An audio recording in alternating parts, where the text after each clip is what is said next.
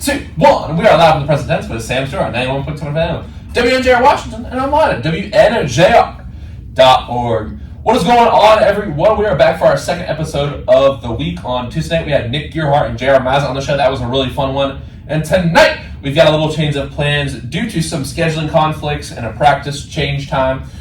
Alex Acosta and Ryan McCourt were not able to make it in. We'll definitely have them back. I really enjoyed having them on last year. It's definitely going to happen at some point. But we had a guest who was willing to fill in tonight, and I'm so grateful for that. Tonight's guest on the show is a baseball student assistant coach, an SID assistant, and a broadcaster for your presence. Everyone, welcome on to the show tonight, Jack Sacco. How you doing tonight, Sacco? I'm good. Thanks for having me tonight. Well, look, I'm really excited to have you here. I feel like we're going to be able to talk about a lot of different things, have some fun, and just really get to know you as a person, understand, like, kind of the other side of sports. You know, we talk about kind of what sports mean to people on the field so much, but, you know, your life has so much been ingrained with sports. I'm really excited to get to talk to you about that. But, you know, before we get into that stuff, kind of tell us what your role is at the school. What do you do as working for the baseball team? What do you do working for SID Director Aaron Thompson? What do you do as an announcer? Kind of just tell us what you do at WNJ. Oh, first off, academically, I am a mathematics and economics major, so obviously that's a double major. And I have a lot on my plate there, and will definitely have more on my plate later on in the following semesters. But along with that, I am a student assistant coach for baseball, as you mentioned. I also am a student assistant for football. For both of those teams, I do analytics, and for baseball especially, I am there basically every day that I can be. I go to every game that is home. I go to some practices, and I do go on certain away trips whenever I'm able to make those trips. Yeah, Florida. Yeah, the important games to start, right? Yeah, absolutely. Come hang out in the sun. Yeah, along with that, for Aaron and the SID department, I have done broadcasting for them this season. It started last spring with baseball because, I mean, since I am working at those games already, I found it cool that I could broadcast at the same time and keep doing what I like doing. And that has kind of led to me broadcasting more sports. In the fall, I did lots of soccer games, like definitely in the double digits. Like I did definitely a good amount of men's games. I did a lot of women's games. I did our PAC tournament game for women's soccer, where they unfortunately lost. And then I did some volleyball also in the fall. And I actually most recently did our PAC tournament game, the victory over Westminster. So that was probably the most fun one to date that I've had this year. That was you said it's your favorite memory so far this year, that game? I don't know if I'd go that far. Oh, yeah, all right. Broadcasting, yes. I'd say that was my favorite memory. That was a really fun game to call.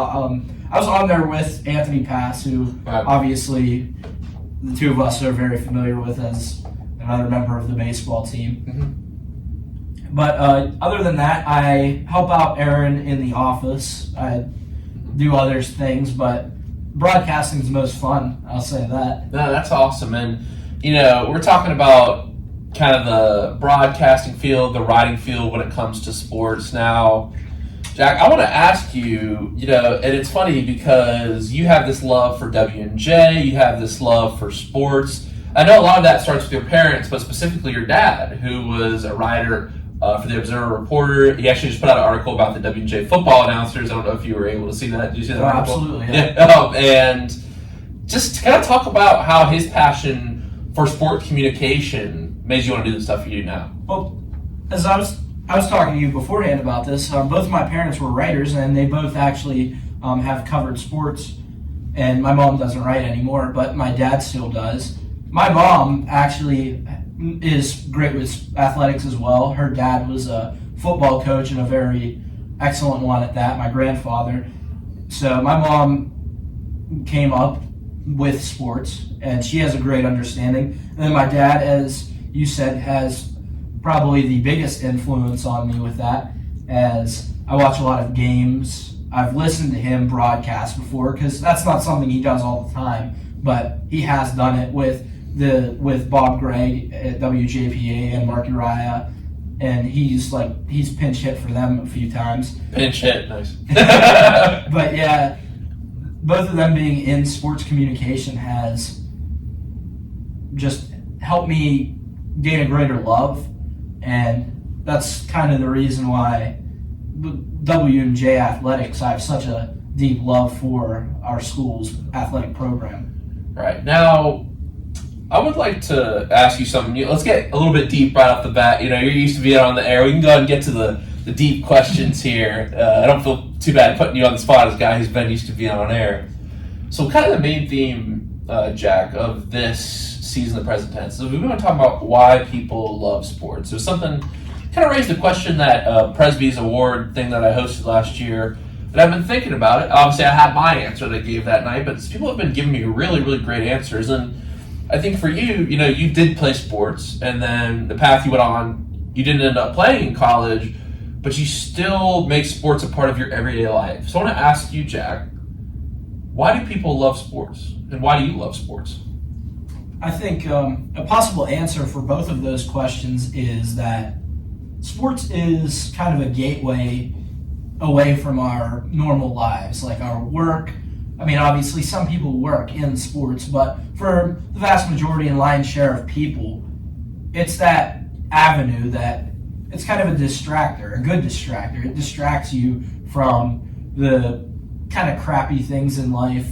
Like, I know me, for example, working our W&J athletic events and games is kind of a big bright spot in my week always. Like, I love broadcasting our football games because I go and do certain things there. That's always something that I look forward to. And then, as you know, I'm a big Pittsburgh Steelers fan. In the fall, that's probably my favorite thing to do is just complain about the Steelers and the rest of the Steelers fans. Sit down on my couch and be miserable for about 3 hours. Bro, we're going to talk about this later, but I've never heard a team that is winning like the Steelers are right now. We'll talk about it. They have a winning record. We'll talk about it.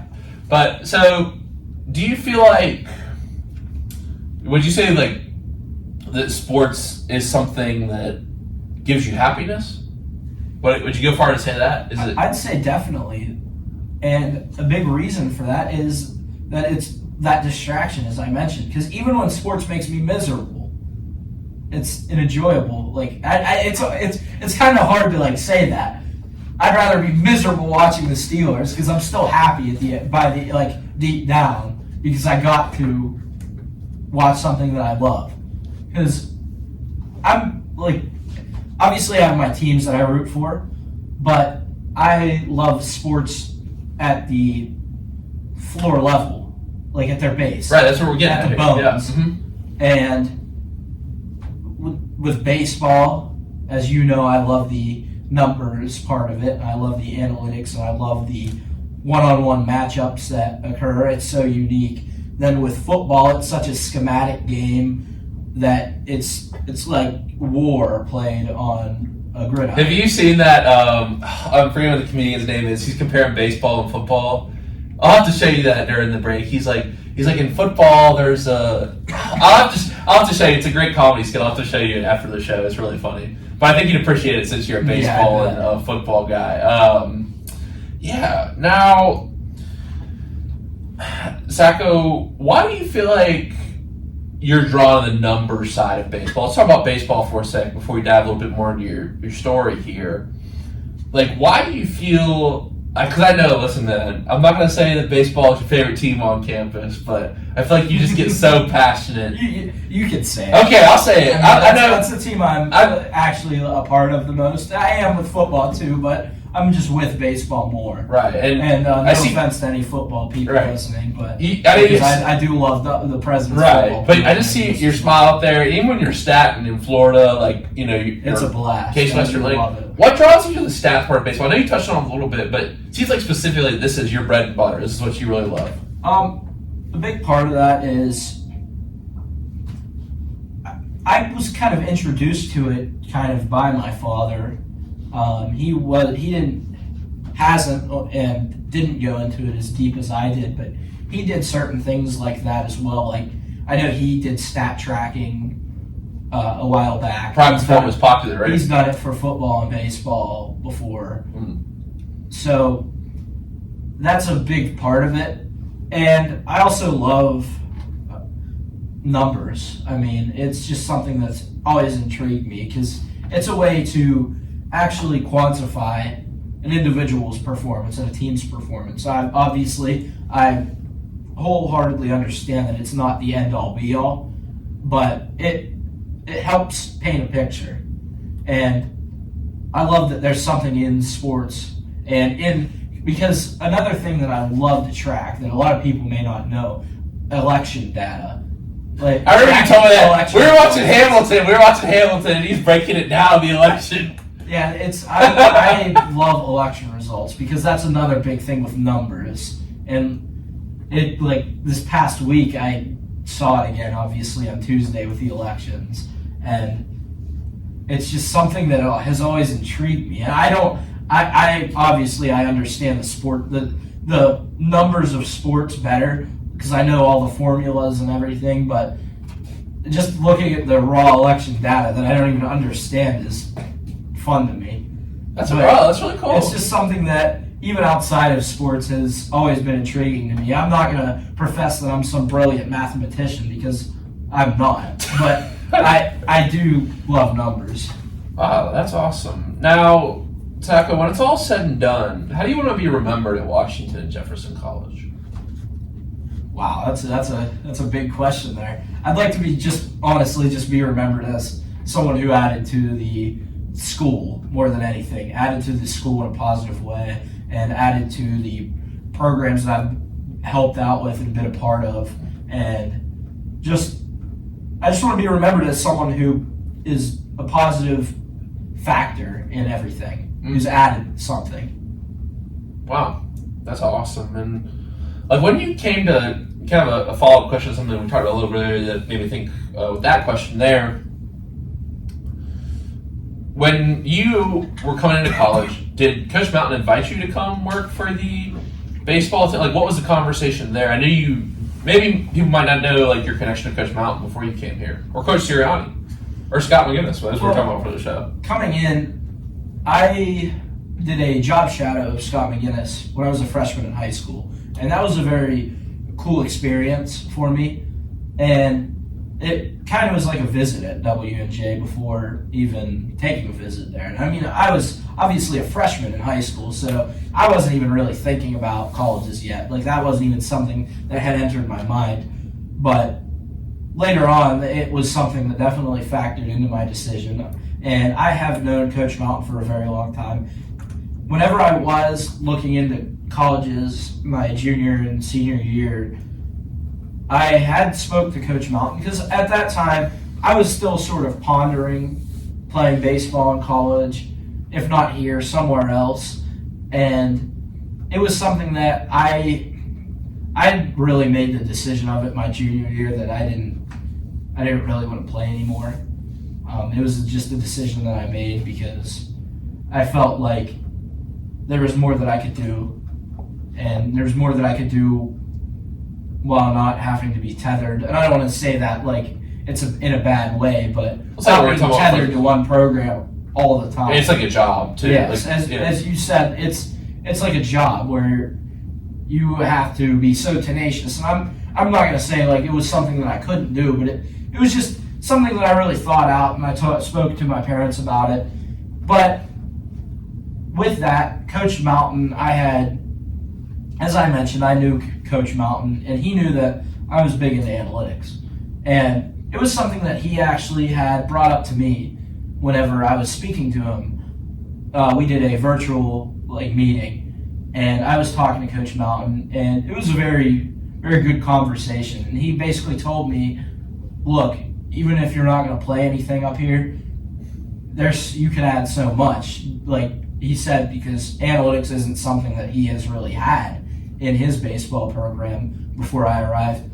So he told me back then, I mean, this is in the fall of my senior year of high school, and he was telling me that I could do that. So I kept in contact with Coach Mountain, and obviously at that time I had the idea in my head that W&J was a likely school that I was going to be going to.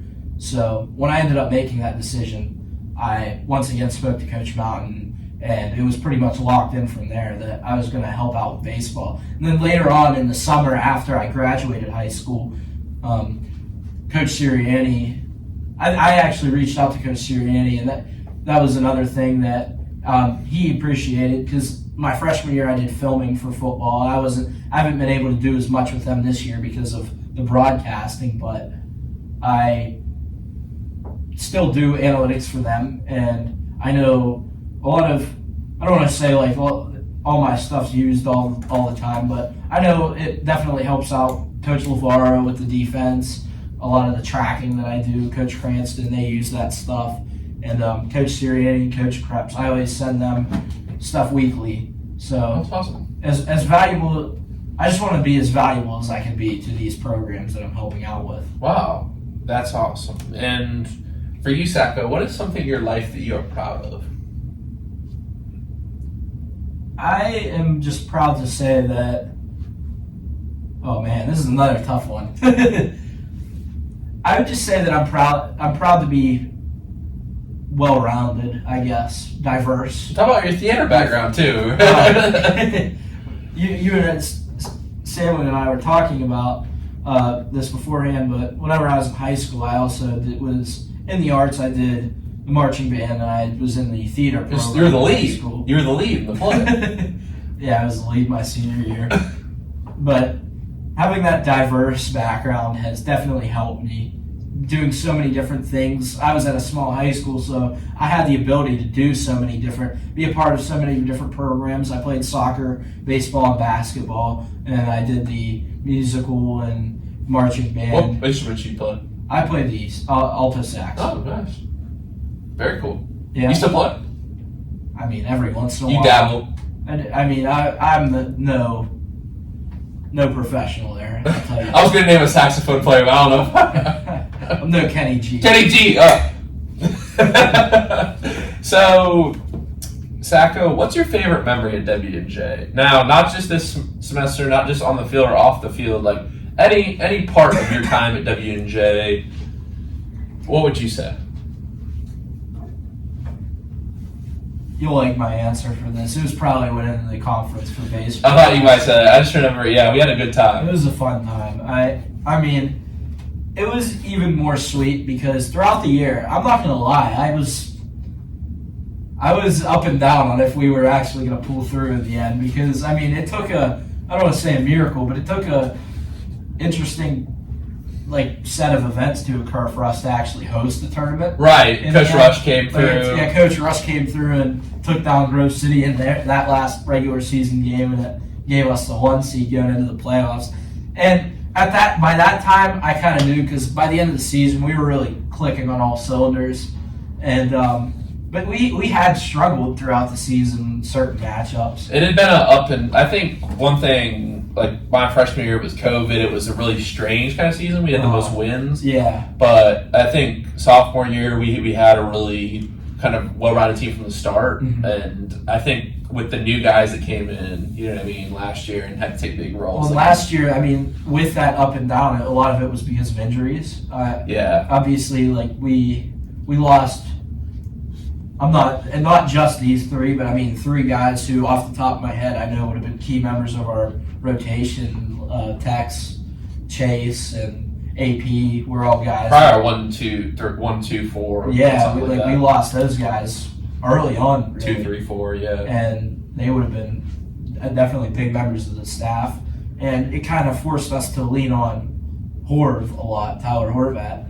And I mean, if you're going to lean on someone, we were lucky to have Horv. Yeah, we were lucky. There's no one better. He had to probably carry his arm or some of those suitcase back. We did have a lot of people come through in big moments. Nate Nolan came through all season as a freshman who, I don't want to say he came out of nowhere, because obviously we knew he'd definitely be a valuable member, but I don't know if anybody expected him to be the number 2 starter as early as he was in his freshman year. And he really stepped up. Shane Fox, Mr. Clutch, always stepped up last season. And I think that's what really enriched that memory of winning the championship and that game, that thrilling game against Grove City in the semifinal where Jacob LeDuc hit the walk-off homer. And at that moment, I kind of knew we had it. You feel that momentum in sports. I think, we came out the next that was an emotional roller coaster. We kicked some butt against St. Vincent. Yeah, no, for sure. It was good. I mean, the thing is, though, it's like,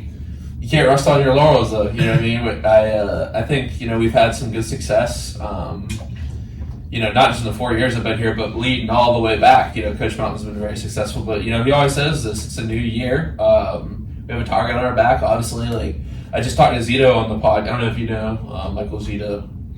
He's just a coach in Chatham now, but he was the I know who he is, yeah. Yeah, so he came on the podcast, good friends with him. I was just talking, they got good stuff going on there at Chatham. Obviously, Westminster's a good squad, Grove City, like, they're always gunning for us. Like, it's going to be competitive. Grove City's consistently up there. Six teams in the tournament this year, so you definitely can't rest, you know what I mean?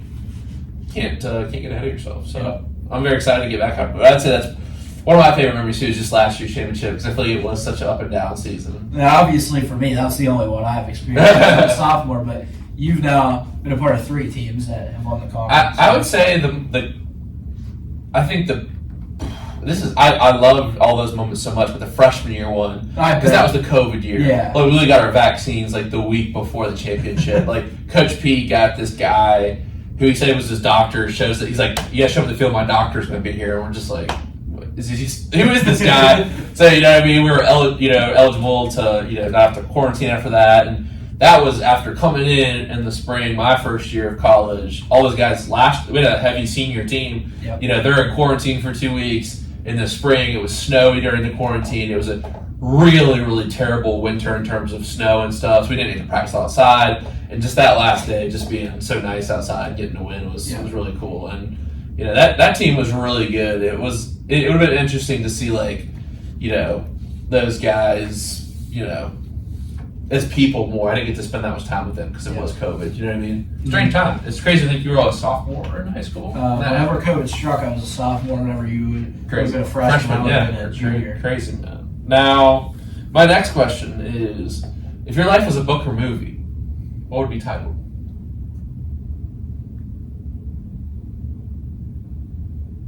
Wow. Give me some with numbers. Analytics. Man, this is a tough one again. It is a tough one. I feel like I'm saying this about all your questions. These are good questions. Thank you.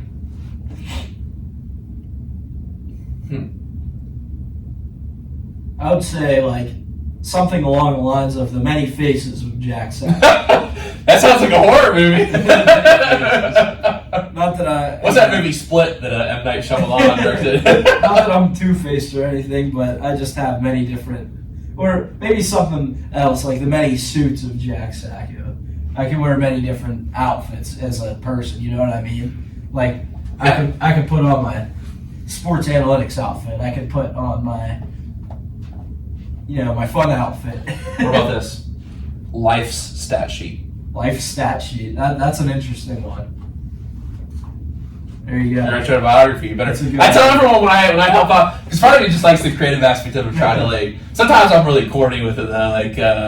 What did they say there? I don't know, but it's always fun to hear. I've always been bad with names like that. The clever names. My dad is I don't know how. He's always excellent at. Well, he's a sports writer. Yeah, you got to be. You're right, because it's probably because he has to figure out those headline titles. You gotta talk to Aaron. I heard last year when the lacrosse girls were playing, he was like, "It's a bird, it's a plane, it's Anna Klein."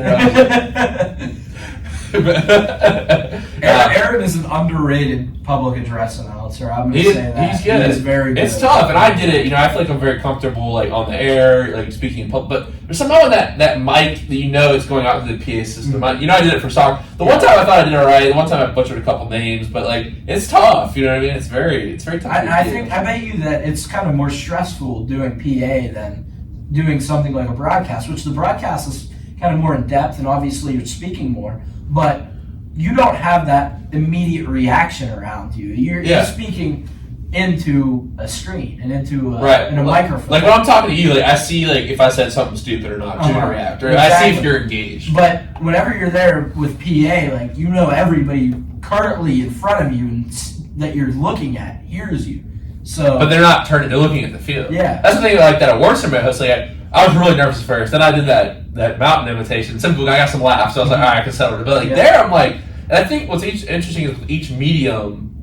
There's all the different mediums, whether it's radio, but I've done on-site kind of podcasts before, like going live like that, like speaking in a film. Like there's kind of different inflections and different tones, and people have asked me if I'm going to do broadcasting. I'd say maybe I'll try it once, but I feel like you can't be first play of the game, and correct me if I'm wrong, like, bang, 3, I open up to I'm like, 3, 2, 1, and we are, I've practiced that so much, but it's not like that on It's very tough to pick and choose whenever you're... Like the Mike Breen, bang! The best way is to really just go with the flow, and, But you gotta learn that. You gotta learn that, yeah. I say the word, yeah, exactly. I say the word choose, but it's one of those things that the more you experience it, it's just gonna flow. Like Mike Breen doesn't. I guarantee you, Mike Breen doesn't schedule and he's gonna bang. That's one of those things where it's just he rises kind of with the moment. Yeah.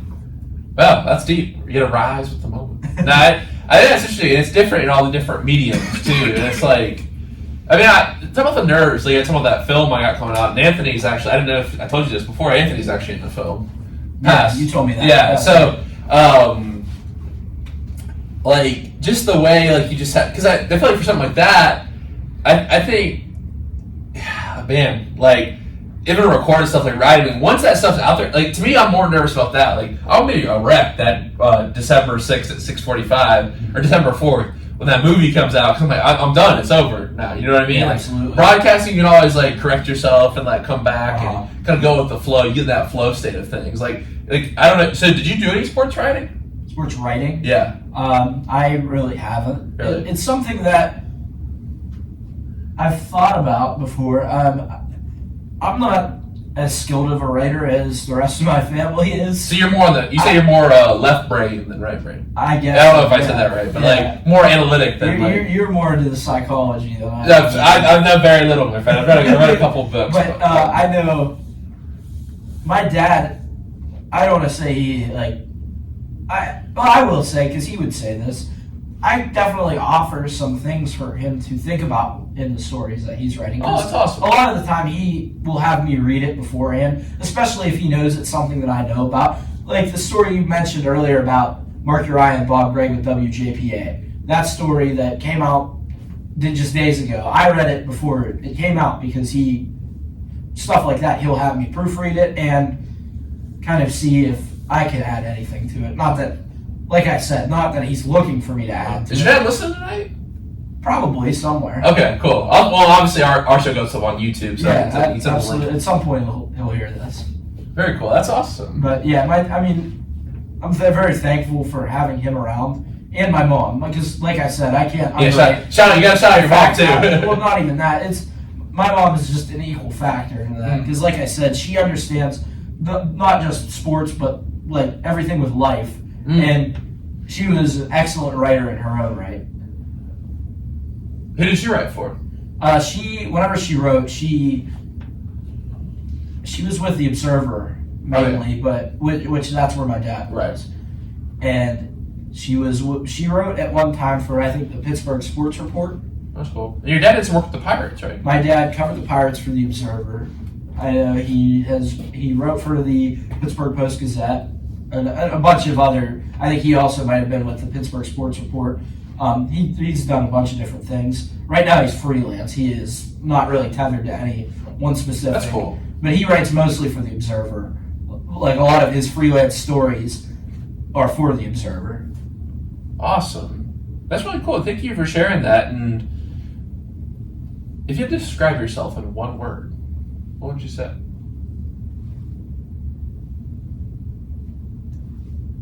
It's going to be that same word I used before. I used the word diverse. I get that. Because I'm not going to lie, bro, we went to that American, what was that play we went to? Young Americans. Young Americans. I was thinking American Dream. That's the one we wrote together. For the CLO, yeah. Yeah, that's the one we wrote together. It was called American Dream. Yeah, we wrote a play. Yep. I might use that for my application for grad school. So there you go. That's good. But hey, he's an actor too. We acted in the play. What character were you in the flag? I was the director. That's right, you're the director. Yeah, that was a fun class. I enjoyed that.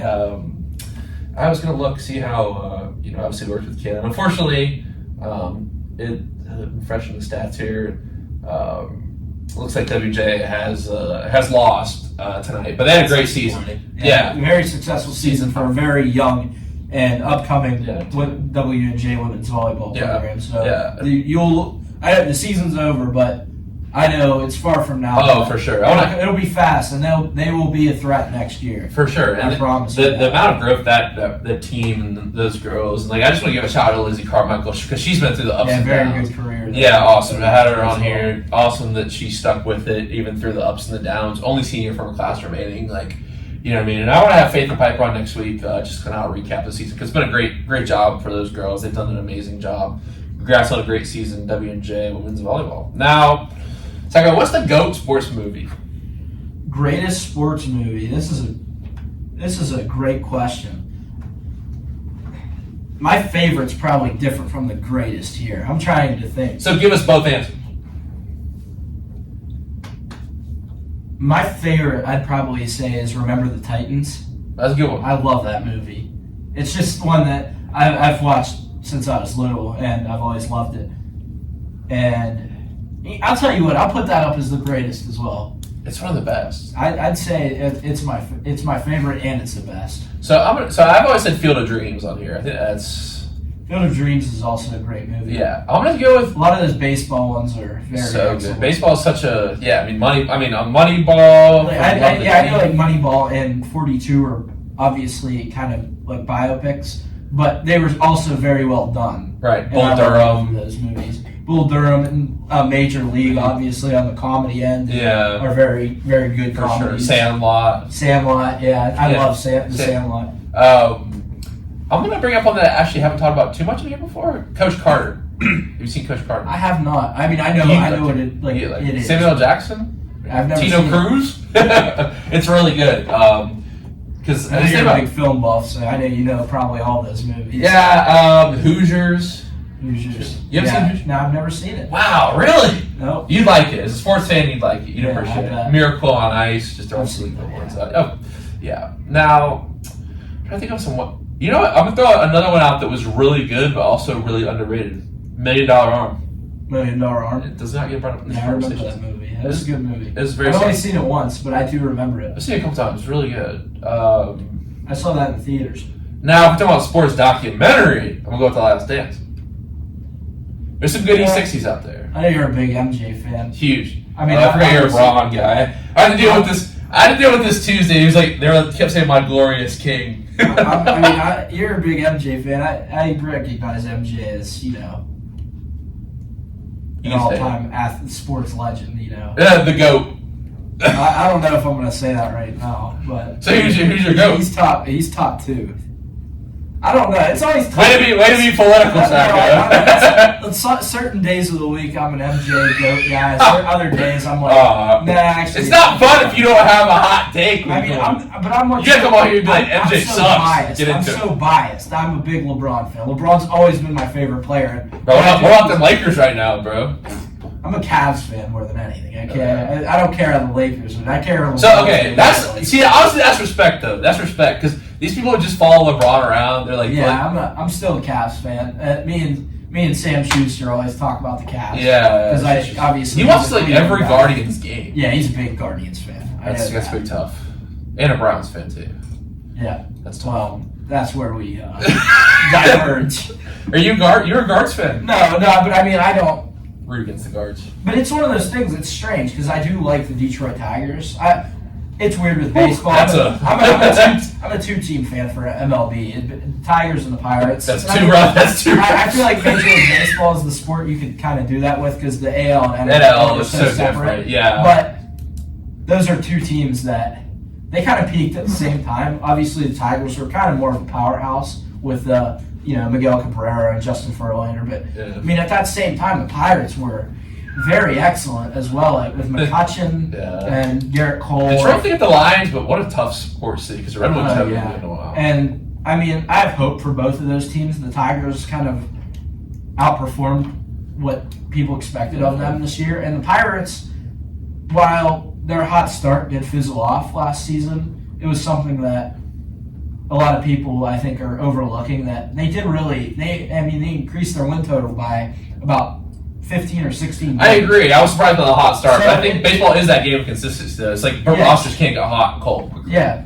it's one of those things, like, they're going to be hot and cold, so it's kind of like you said, it's a game of consistency. It's about steady growth. I will say the Rangers were probably one of the most consistent teams this season. Yeah. But even in in September, the last month of the season, they looked pretty bad. They almost, the last week, they got it back together. But the thing is, it's so long as consistency over a whole. Absolutely. I mean, 162 games really, it's a good, it's a large sample size. I mean, right. So you say, like, in September, but overall, the Rangers are one of the most consistent teams. You know what I mean? Like, that's the one thing. Like, the teams who are on the top at the end of it for MLB usually are right up there.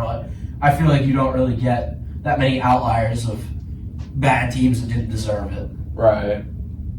Yeah, I mean, the interesting thing is one of those franchises has been the Phillies over the past couple seasons. They've had really bad stretches, really good stretches, wild card.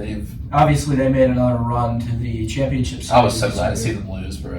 Really big anti-Philly guy. I didn't used to be. I'm not really anti-Philadelphia. I know a lot of people from Pittsburgh are, but it's something that I came up here. Other than the Penguins and the Flyers, I feel like that's a big rivalry. The Pirates and Phillies don't play each other that much, so I wouldn't even call that a rivalry. But obviously, the Steelers and the Eagles are in completely different conferences. So yeah, I don't know. It's just they're kind of, I don't know. They get on my nerves a little bit. Yeah, Philly people. But Pittsburgh sports fans, they can't. The thing is, like, the sports. Also, it's more of a pro emphasis on sports culture. But we'll get Steelers fandom. Pittsburgh people as a whole, Pittsburgh sports fans don't like anyone. They don't like themselves. Yeah, exactly. Exactly. No offense to any other fellow Yinzers like myself, but we all hate everyone. So, I want to ask one more question before we get into some of the sports stuff we're going to talk about tonight. What would be your baseball walkout song? Walkout song? If you're a batter. That's a question I've thought about for a long time because I always wished in high school we had walkout songs. But I'd probably pick Viva La Vida by Coldplay.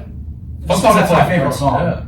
Like, that's my favorite song ever. So, or Skywalker by Miguel. That was Trevor Dean's walkout song. Yeah, that was a good one. So I always loved that. I remember that song came out when I was in high school. That's an older song. Viva La Vida is an older one too. Viva La Vida was, I think, 2008, and Skywalker was 2017. I remember it was an NBA 2K. Maybe I'll have to pull up to your dorm and play it. That's a really good song. A song I can actually play pretty decently on guitar. Yeah. That's awesome. Now, all right, we've been mentioning all that. Let's go ahead and get to it.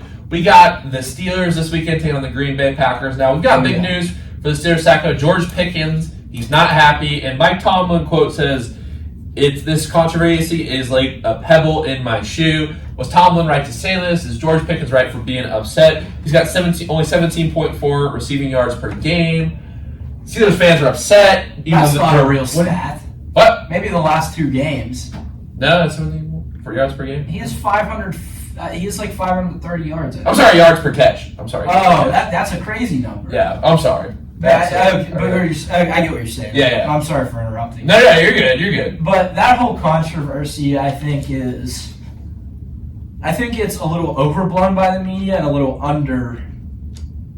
I don't know what the word for that would be, but I think the team's kind of sweeping it under the rug, which I guess they have to. But I think it's probably more of a bigger deal than what they are letting on. Mm-hmm. But at the same time, as I said, I think the media is also, as the media will do and is going to do, is going to gas it up and kind of stoke those flames. And Mike Tomlin has experience dealing with receivers like this and Antonio Brown. I think he fed into it too much last time. It's not even just AB. I mean, obviously Martavis Bryant's a hot name in the news right now because he just got reinstated and signed with the Dallas Cowboys. Martavis Bryant obviously had his problem. Le'Veon Bell. Martavis was suspended for a whole NFL season because of his marijuana use, which that's a whole other issue, but that's beyond the scope of our conversation.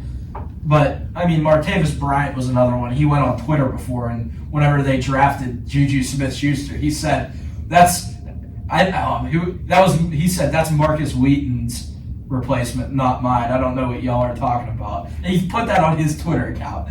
So, I mean, the George Pickens deleting Instagram post drama or whatever, it's not unexpected to me. I mean, I think Pickens has certain character qualities that it factored into him falling in the draft, and that's a reason why the Steelers got him. And they knew that whenever they drafted him, but I expect that it's not going to be, at least in the short term, I don't think it's going to be a huge problem because Pickens is such a solid player and such a freaky athlete. Yes. I think it's just a matter of time that Kenny gets him involved in the game because the last couple weeks. But the chemistry. So here's what I'll say. I think here's one thing that you have to think about with these, for lack of a better term, kind of older northern football. Like the people in these cities, like it's the same way in Buffalo. It's the same, like they don't want to deal with the drama. Oh, absolutely. Like absolutely. Like right. you deal with somewhere like Miami or like Baltimore or maybe like Texas or California. You know that you got the Hollywood, you got the celebrity. Like, yeah, but in Pittsburgh, they don't want to see Steel Town. Yeah, they don't love the guys who are going to get hit and roll back. They don't want Big Ben Roethlisberger. You know, they love the guys. Ben was actually, I'd say, the first one to bring the drama because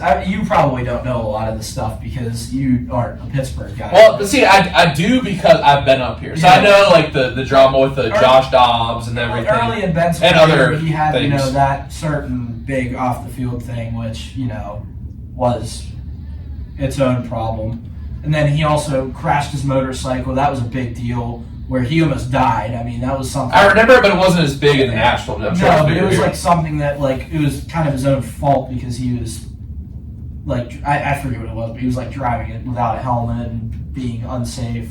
And then Ben, had his radio show where he would go on there and call out his own teammates, I'm a Ben Roethlisberger. So you feel like he brought that drama in? I'm not going to blame it all on him because, no one makes Antonio Brown go cuckoo like he has, but Ben didn't help, that's for sure. And AB, that was like, I remember. Serious, I think there's a serious mental health. There's that YouTuber he made those videos, it'd be like Days of Our Steelers, like Days of Our Lives. Like, I've seen a lot of Steelers fans talk about that. Like the three Killer Bees. Yeah, the Killer Bees was like, it was a drama show every week with those three. But they were so excellent. That's a good point. I think Big Ben, in terms of like the drama, he did bring that drama. Yeah, but I think Pickens will be all right, and it just depends on like how the game flows.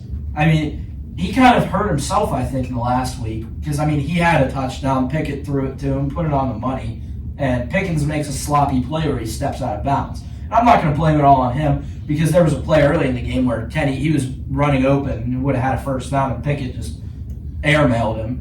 But the last 2 weeks, Deontay Johnson's had a big game. And this isn't a dynamic passing offense where you're going to see multiple receivers have big games in the same week. So I think he just needs to wait patiently because I feel like it's going to kind of be one of those things like, okay, Pickens is the one this week.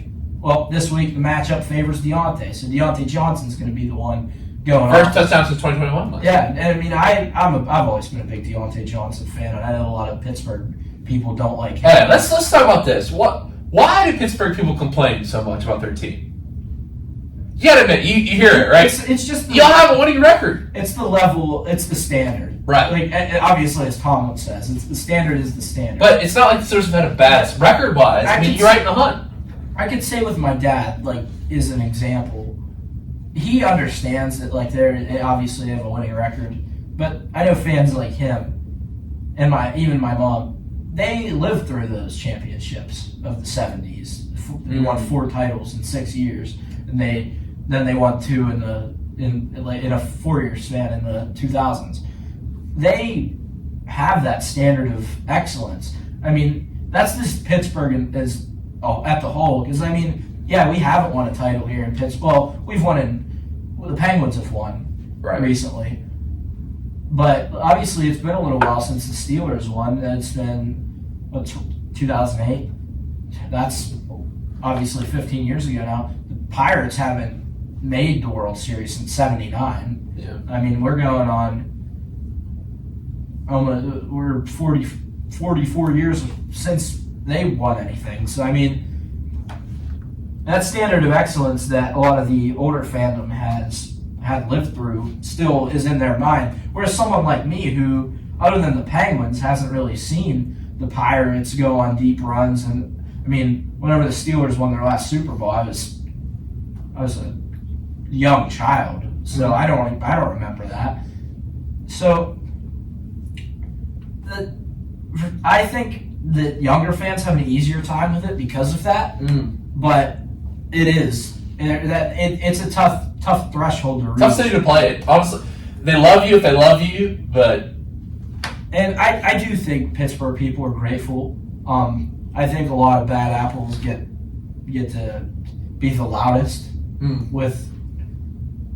I'm not going to call out the entire Pittsburgh media, but there's certain people in the Pittsburgh media that obviously. Well, even the Matt Canada thing's been interesting. It's like people out in Utah are chanting "Fire Matt Canada." Yeah, and that's one of those things at this point. I think people are just doing it for their own attention. The clout, yeah. Which, I'm not a Matt Canada defender or anything, but I understand this is a human being here. Like people need to calm down a little bit. like it's not all Matt Canada's fault. Yeah. A lot of it is. It's not all Matt Canada's fault. Oh man! Now, a couple other spots in the NFL this week. Let's talk about the Eagles versus Dallas. It's an interesting thing that Dallas just can't seem to win the games against the good teams this year. They can't get over the hump. Can't get over the hump. That's been the story for them for a long time, though. Do you think the signing of, obviously the name you just mentioned, Martavis Bryant, do you think he brings something? Do you think this is on Dak? Do you think the Cowboys are kind of pretenders, or do you think they're contenders? They're in the same spot right now as the Dolphins.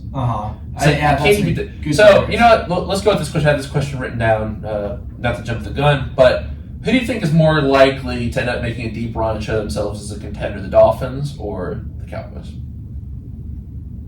I'm going to go with the Cowboys just because the NFC is a lot weaker. I do think the NFC has the good the powerhouses that the AFC does. Like, when I think of AFC powerhouses, the Ravens are looking like they could be one, but I mean, I'm going to wait a couple weeks to crown them because just because they haven't really been able to get on deep runs in a while. They're kind of like the Steelers in a way, but the Ravens look really good. The Bengals are going to be right there. Joe Burrow looks healthy. I watched that game against Buffalo, but that's the only reason I'd say the Cowboys, just because the Dolphins kind of have to go through Buffalo, Josh Allen, and Patrick Mahomes, and Joe Burrow. It's just, at the end of the day, I don't trust Tua over those guys. But in the NFC, I mean, maybe. But I like Miami, this is though. my argument, though. You look at the three best teams in the NFC, it's pretty much unanimously the Eagles, Niners, and Cowboys. I don't know, man. We're getting to the Niners in a sec, but they've struggled the past 2 weeks. But here's the thing, is I'm not the biggest Dak Prescott fan. But is there that big of a drop-off between going from Jalen Hurts to Dak Prescott?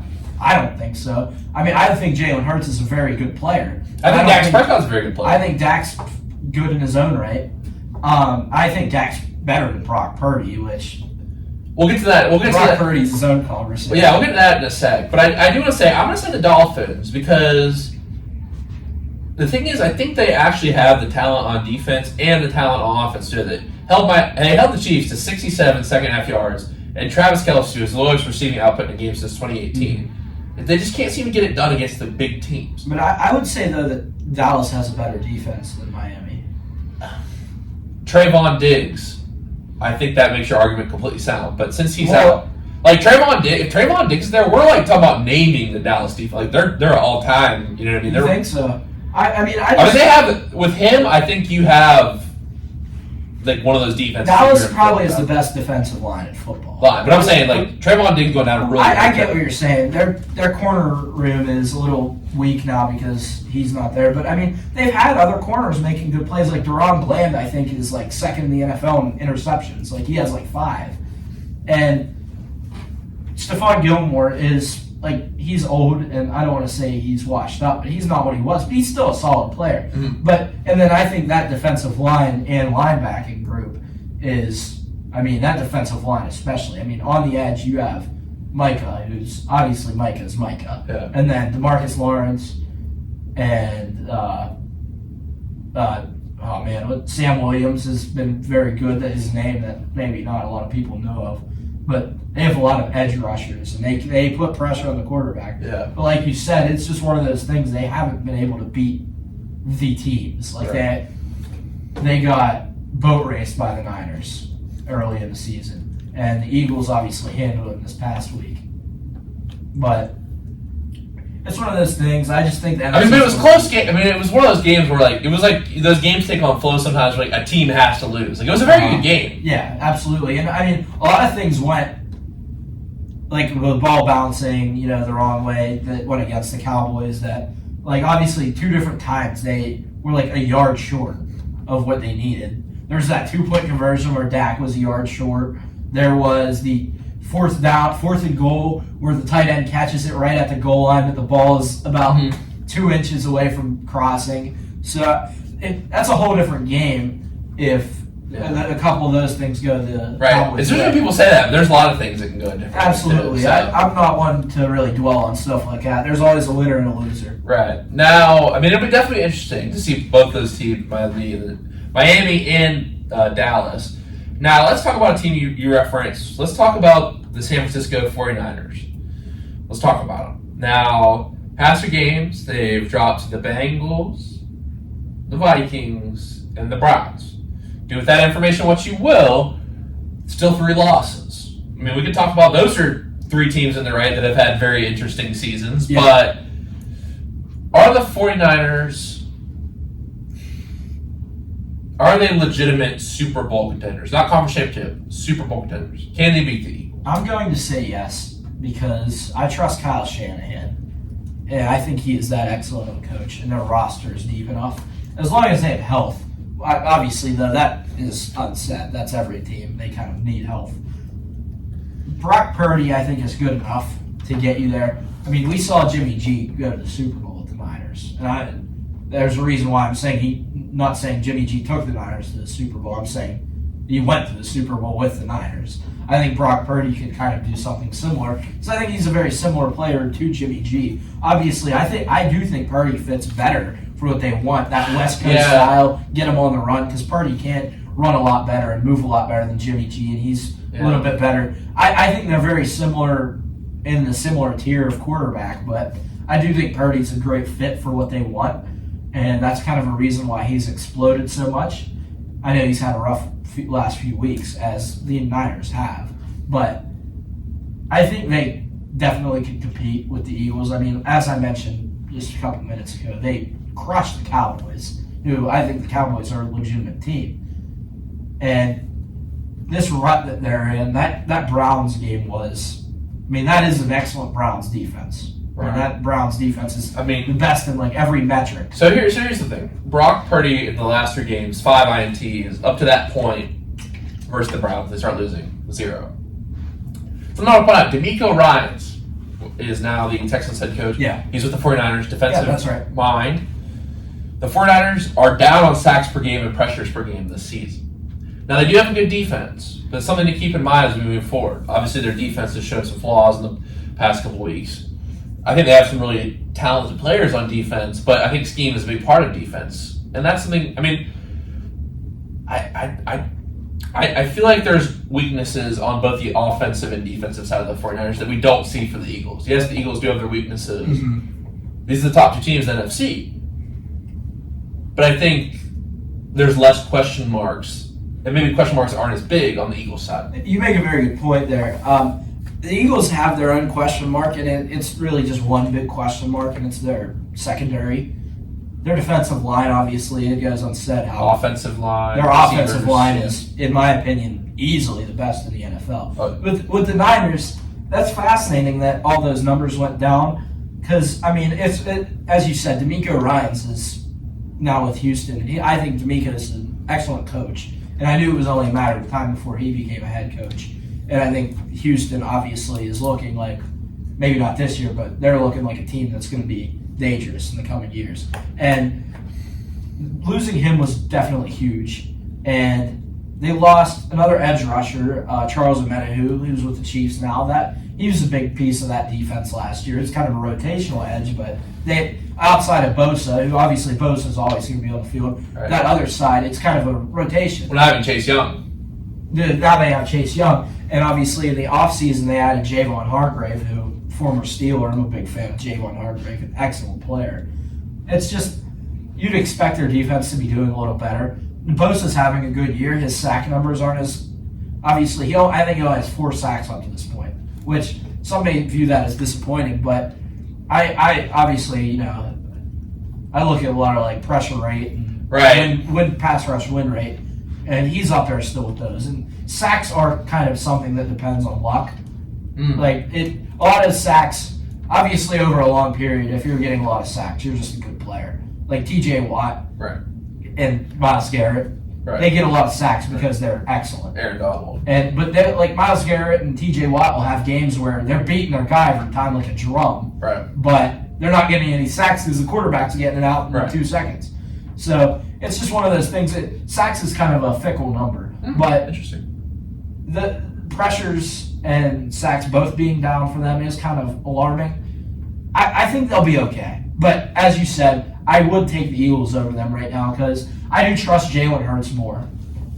And obviously, I think Coach Sirianni, is a very excellent coach in his own right. And obviously, last year, he led them to the Super Bowl where that was a great football game. It was a good Super Bowl. They're right there. Don't count the Chiefs out in the AFC. No, that's one thing. People are picking everyone else that I feel like is the AFC. We've seen this story. We've seen this story before. Look, there's a team in Kansas City that has the best player in the world, and this year they've had an elite defense. It's like a top 3 defense. So Patrick Mahomes and an elite defense, you can pick against them if you want. I'm not going. We've seen it before. We've seen them get off to slow starts before. I don't. This is how it used to be with the Patriots. I feel like every year. Yeah. Like when I first started those dynasties, the NFL, right? It's like people are like, well, the Patriots haven't been doing that good this year. The Broncos or the Steelers or look, they got Tom Brady. They're gonna be in the AFC Championship and probably beating you and breaking your heart. I know that because they broke my heart all the time.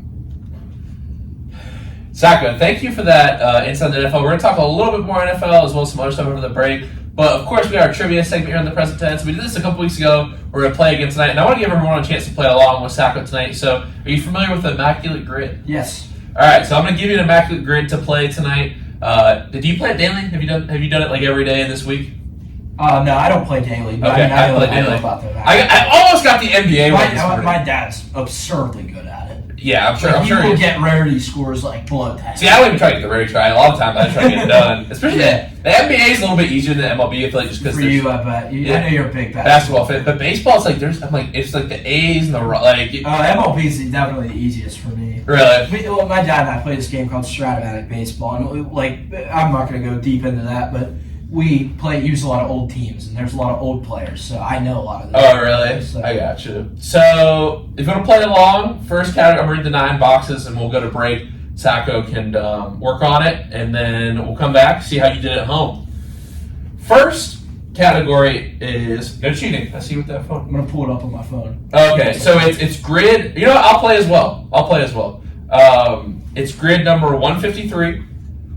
First category, Silver Slugger, 40-plus home runs. Silver Slugger, Colorado Rockies.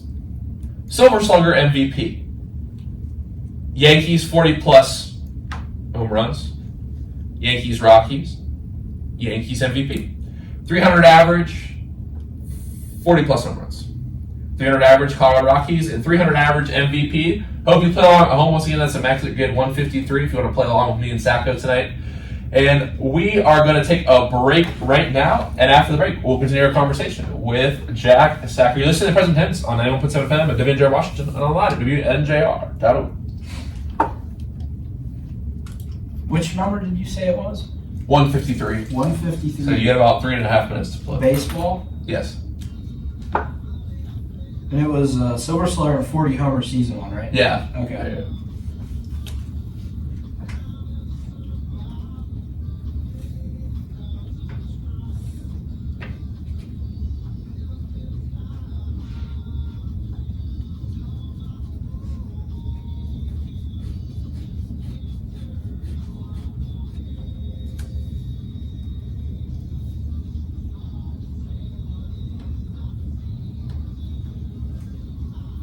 3 minutes.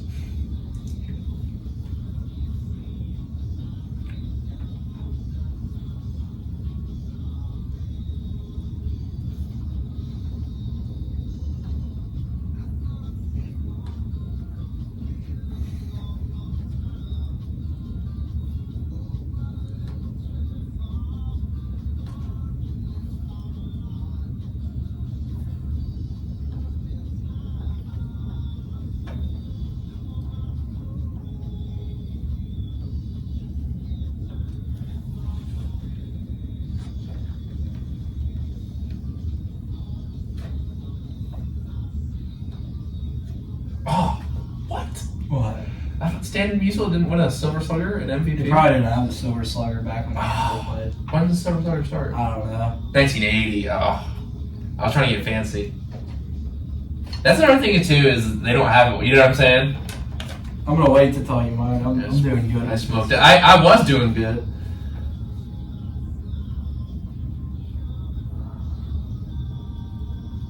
The Rockies one's tough though, because they haven't been around that long. Yeah.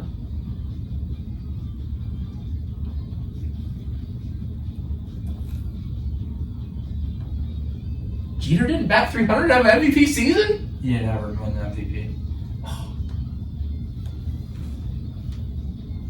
I sucked. I could have got this one too. My rarity score is pretty good though. We'll see who got the.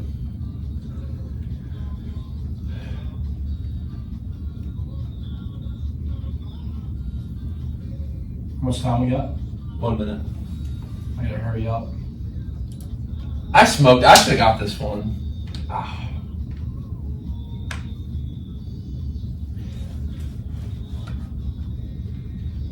So the lower the rarity score is, the better it is, right? Yeah. But what if you don't get them all? I smoked 3.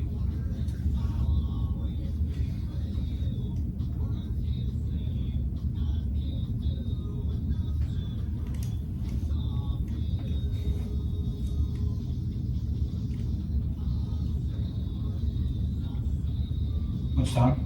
30 seconds.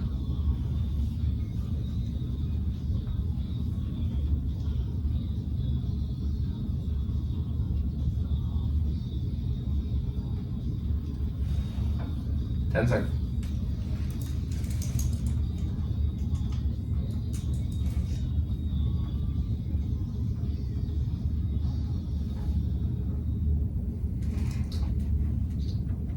And we're back in the present tense with Sam Stewart, 91.2 FM, and WNJ Washington, and online at WNJR.org. We just had our trivia segment with Jack Sacco. We're going to have our answers now. So, who'd you put for Silver Slugger with a 40-plus home run season? I put Albert Bell. And, was that correct? That was 0.7% Whoa. Albert Bell. I put Barry Bonds, 14. Yeah, definitely. Now, Silver Slugger, Colorado Rockies. Dante Bichette. Bo Bichette's father. Yes. What was the percentage? 6%. I had Troy Tulowitzki. That was 8. That's a good one. I got to beat you on 1. At 40-plus home run Yankees, I had Aaron Judge, 21%. I put Reggie Jackson. What percent was that? 6%. That was a good one. You skipped the Silver Slugger MVP one. I was going on the ones I got first. Okay. No, yeah, that's fine. 40-plus home runs with 300 average. 300 average. I haven't put that one yet. Really? Like, just because I've run out of time. I have the other 8, though. That's the one I'm missing. Okay, well, I missed 3, so I put Babe Ruth, 5%. Okay. Now, Colorado 300 average season. Colorado 300 average. I got Carlos Gonzalez, Cargo. What percentage was that? 4%. I was surprised it was that low. I had Charlie Blackmon, 15. Yeah. Cargo is a big-time player whenever I was little. Yeah, he was. Now, 300 average MVP. Willie McGee. What percent was that? It had to be 0.4. I had Ishiro, 13. Yeah, that's a good one. I feel like if you're under 15, like that's still decent. Rarity score. Definitely. Now, okay, Colorado Yankees. Colorado and Yankees is Troy Tulowitzki. That was the only one I could think of. Yeah, but I couldn't. I feel like who'd you put for the Silver Slugger? Silver Slugger. You put Dante Bichette, right? Yeah, Dante Bichette. Did Trevor Story win a Silver Slugger? I bet you he has. I should have put that. I think I flip flopped. I put because he didn't play for the. I thought it was Trevor Story played for the Yankees as well, but he hasn't played for the Yankees. I flip flopped those, and I realized I missed it with him. Story has won 2 Silver Sluggers. Dang it! I almost. I'll get your help on the MVP, the basketball one this morning. But Silver Slugger MVP. I didn't have time. Silver Slugger MVP. I got Mo Vaughn, former Red Sox in the 90s. What percentage was that? 0.5. I knew that one just because I know like all the MVPs. Really? I'm a nerd like that. So Yankees MVP. Thurman Munson. What percentage was that? 4%. That had to be low. Let's see what their most popular answer was on that. Probably A-Rod or Maris. Aaron Judge. Mantle. Aaron Judge. Yeah, you know who else? Just won it. You know the most popular answer for Yankees caller? DJ LeMahieu. For what was it? Oh, Yankee Rockies. Oh, yeah, that makes sense. Right. I forgot about that. Who'd you put for MVP 300 plus? Oh, we already did that one. Yeah. So that we did all of them, right? Yeah. Yeah. Huh. Yeah. See if you can get this basketball one from this morning. I had all 9. OKC Spurs. OKC and Spurs. You're not going to guess it. The most popular answer was I did not know. Did LaMarcus Aldridge play for the Thunder? No. It was Doug McDermott. Doug McDermott. Wow. I got all the rest of the ones, but now, Sacco, did you see Josh Dobbs get a win this weekend? I did. Did you hear the story about this? Yeah. He didn't get to practice one time. I'm big. As you might know, the Steelers drafted Josh Dobbs. Right. I'm a big Josh Dobbs fan. Right. Big Ben didn't like it. What? He didn't like when they drafted Josh Dobbs. No, that was Rudolph. No, I thought he would. I'm about to find it. It was probably someone Josh. He loved Dobbs. Really? Yeah, that was like a big deal. Is actually because when Rudolph was his backup and Dobbs was his third stringer, he would talk to Dobbs more, even though Rudolph was the number 2 in the room. He loved Dobbs. I mean, I would love to converse with Dobbs because everyone knows how smart he is. I mean, he's obviously a rocket scientist. Yeah, a little rocket scientist. And I don't know. It's so easy to root for Josh Dobbs. I wish he never left the Steelers, not even from a player standpoint, just because I think he's a really good guy and he's easy to root for. A legend at Tennessee. He was. I mean, it's just crazy. I mean, the Falcons have just had it rough, man. It's one of those franchises. 28-3, losing a quarterback who's never practiced their team before. Yeah, crazy. Yeah, don't even get me started about the Falcons. Now, you watched a little NBA, right? Oh, yeah. Now, we got some, I had all the basketball notes written down for tonight because we're going to talk NBA. Yeah. So, we had some big games last night. Nuggets, Warriors, Celtics, 76ers. We had the Nets versus the Clippers. Yeah. James Harden. So let's talk about that saga because it involves 2 of the teams. James Harden. It was a big night for James Harden in 2 ways. His absence. So the 76ers won, and let me just read you the stat from Joel Embiid real quick. Because look, I think it's addition by subtraction. I said the other night James Harden I think is going to hurt the Clippers, but let's just look at this stat here from Joel Embiid. Is the first 76ers player to average 30 points and 10 rebounds to his first 7 games since Wilt Chamberlain. Wow. I mean, I think the floor is more evenly spaced. I mean, Joel Embiid is confident. Addition by subtraction. That's a team, too. I don't think they needed Harden. I feel like that's a team where you kind of have to design it around JJ. And this is the first time we've seen it designed around him since he's been healthy. I don't think you need a dominant shot creator. I think more of what they should have is just floor spacers, guys who could just spot up 3, and just let Embiid have space. He's literally one of the generational talents in the NBA right now. I mean, there's so many great players, but I think it's pretty much undebatable that he's a top 3 player. He's just bullying dudes. It's the conversation right now is really just Jokic, who is personally who I think is the best, and then Giannis and Embiid. I mean, those are the 3 best right now. I don't know. So if we're going best in terms of people you want on your team, or best this season? Best player, Giannis. I don't know. You wouldn't take Giannis. Honestly, the way Steph's been playing. Well, I don't. No offense, Stu, but I'm biased. You're biased. I am obviously biased, but I'm gonna say this: is Giannis the past couple of years since they won that championship? I don't know if he's that guy. His back's so shallow. He's that guy. He's a guy. He's a guy. He's the guy. He's that guy. He's that guy. He's not that guy. I don't know what you're talking about. He's not that guy. Okay, so you're saying the third, you're taking him third out of, let's just say the guys you just said. I didn't say third. I just said he's top 3. I'm probably going. I'm taking Jokic. Jokic 1. Right now. In my opinion, I'm taking Embiid too. It's not even a debate. I'm taking Embiid too. I'm taking Giannis. Giannis is better defensively. Hey, a year from now, maybe we'll be putting Wemby up in this. Yeah, maybe. Hey, you know who else is looking good right now, Stu? I don't know if you are a fan of his or not, but I've been waiting for him to play as Chet. Yeah. I love Chet coming out. OKC has an interesting roster.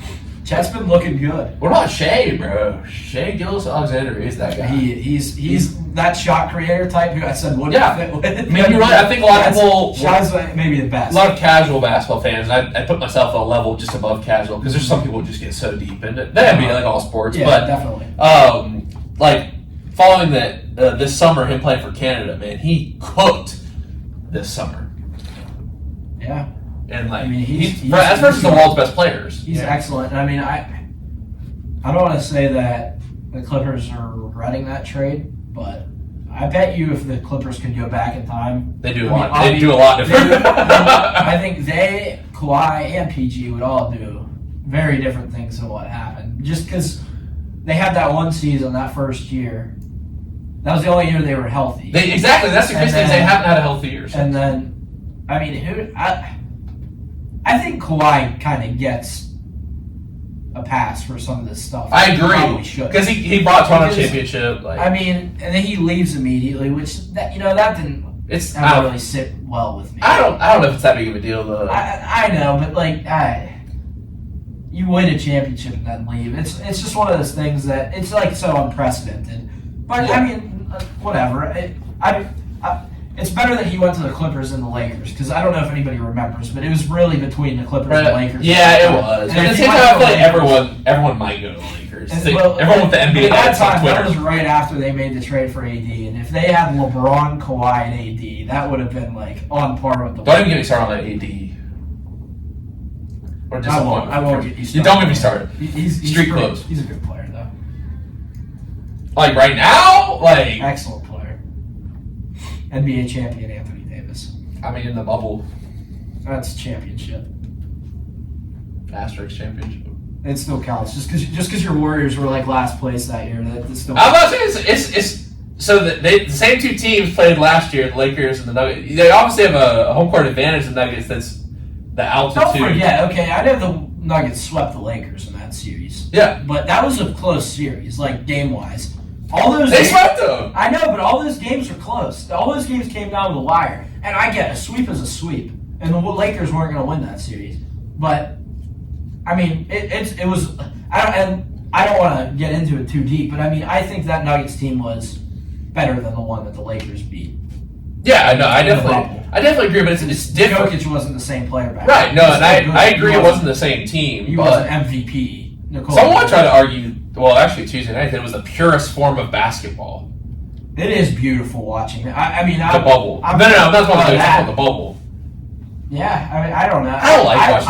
I don't like watching the Nuggets play. I have to be honest. I just feel like I just don't like watching Jokic play. I feel like the Nuggets are kind of like how the Spurs. Like when I was younger, that's how people kind of viewed the Spurs. That's interesting. People would say like they're boring. I mean, what do you like watching about them? I love Jokic.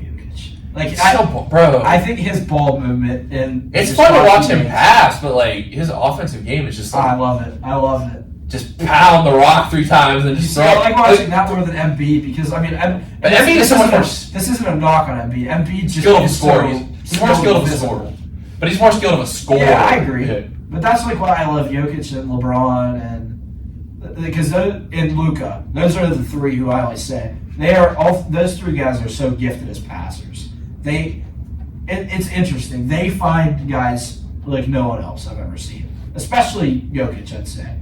And it's ridiculous coming from like a 7-footer. But I mean, it can't go underrated with LeBron and Luka how they can pass. LeBron's definitely not underrated as a passer. Though. No, I think people. Yeah, you're right. People give him his credit. I don't think any of those 3 guys are underrated as passers.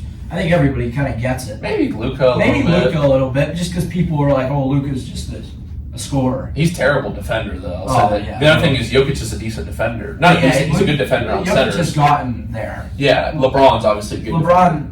Whenever he's trying, whenever he's not because I'm a big LeBron fan, but even I will say there's games where it's like. But you're a 40-year-old man. You're expecting to put the roster on his back. Let me read you a stat last night. From last night. Well, let's talk about Jokic first.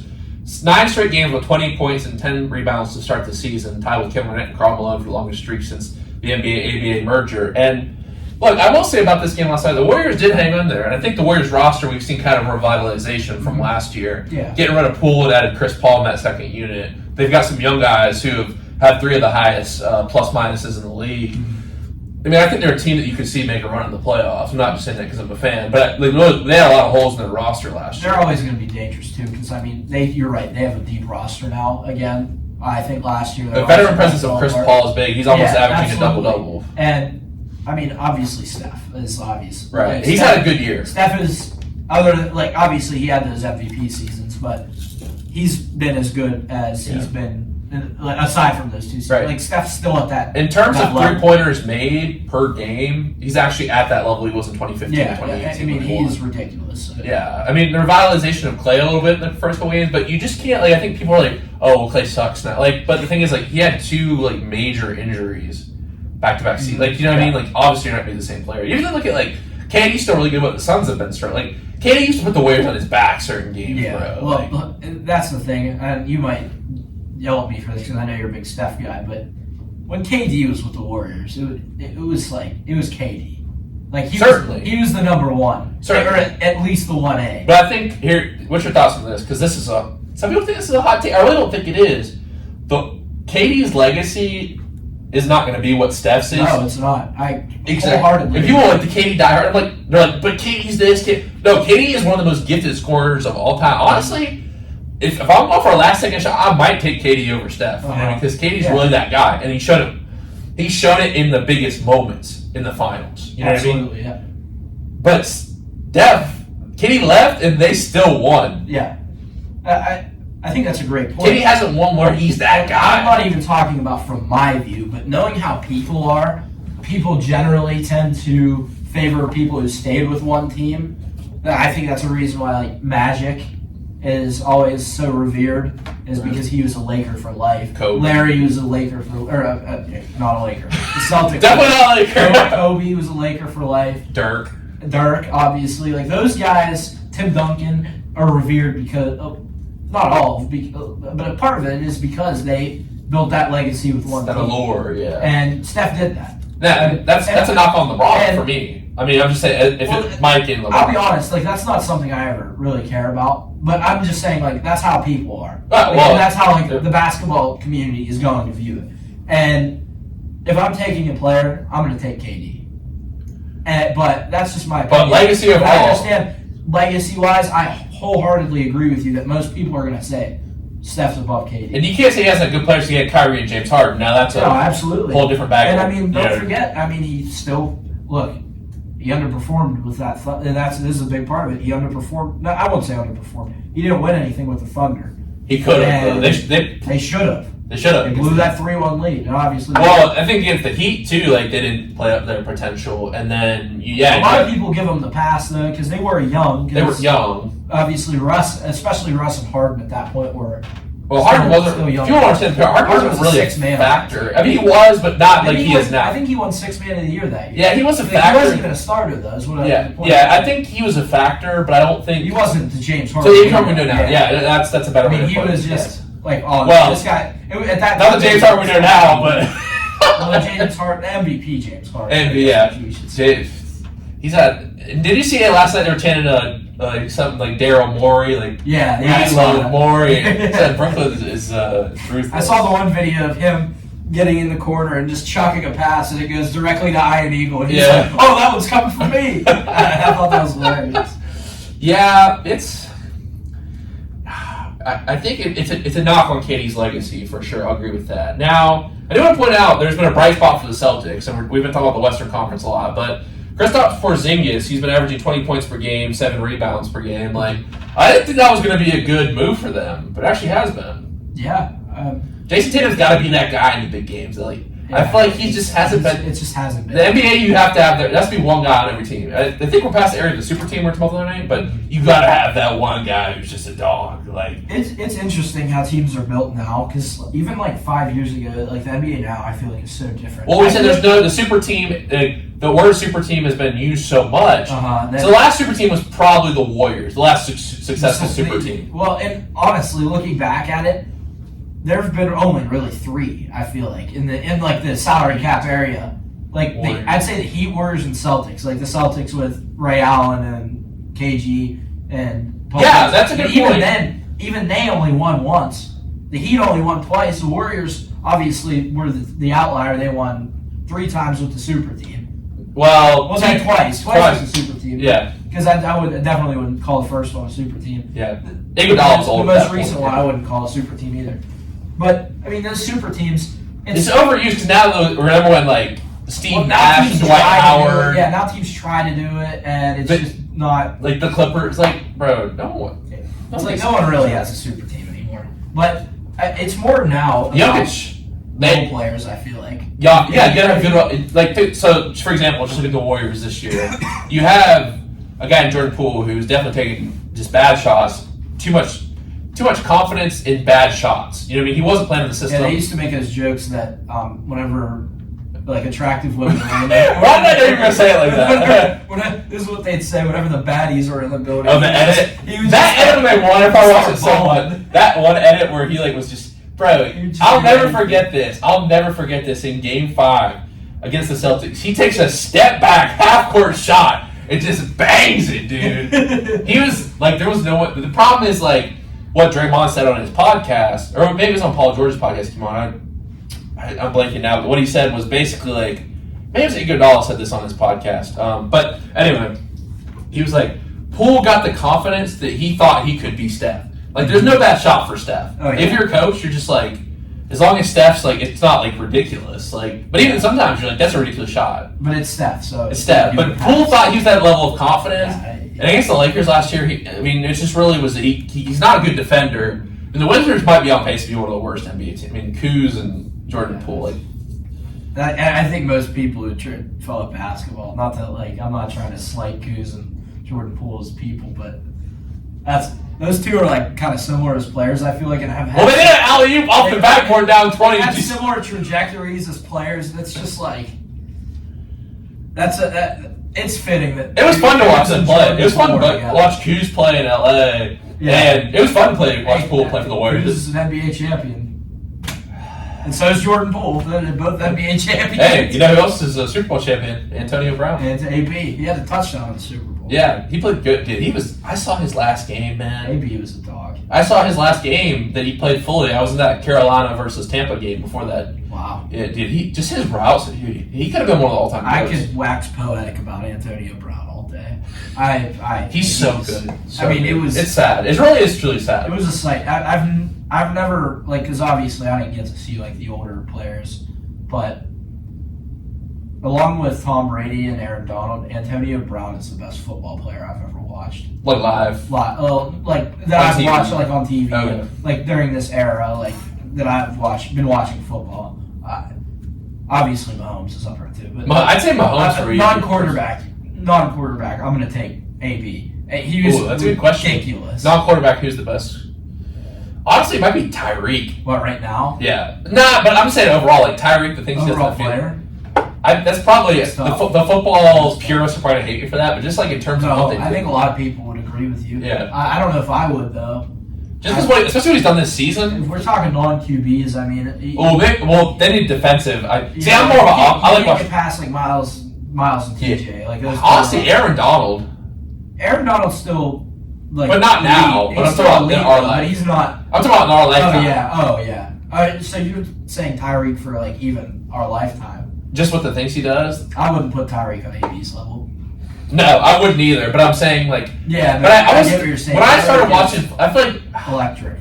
See, but the thing is, I'm a Bucs fan. You know, I never got to watch him for the Steelers. You know what I mean? Like, but as growing up as a Steelers person, like...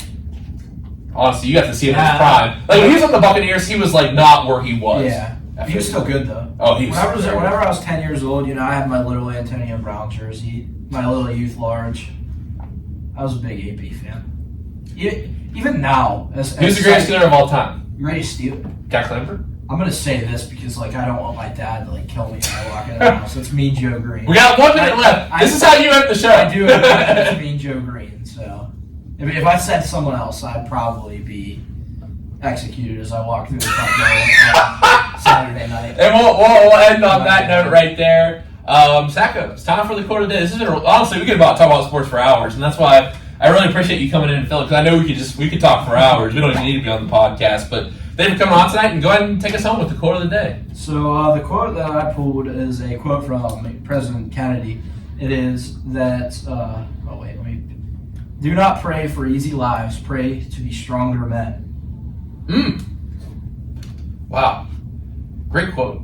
Thank you, Sacco. I appreciate that one. And thank you for, once again, coming on short notice. Thank you for all the stuff you do for the school. Kind of behind the scenes. I know you're on the broadcast, but a lot of the stat stuff you do, I don't think people even know about that. And it really helps our teams out a lot. And I know you said you're preparing for baseball, but I know you'll be doing stuff, no doubt, this weekend. We got a wrestling match. We got a football game. We got 2 women's basketball games. Big weekend for WJ Sports. But listen, Sacco, thank you so much for coming on again tonight. I appreciate it. Thanks for having me on. Hey, no worries, man. We'll be back next week for our last 2 episodes before Thanksgiving break.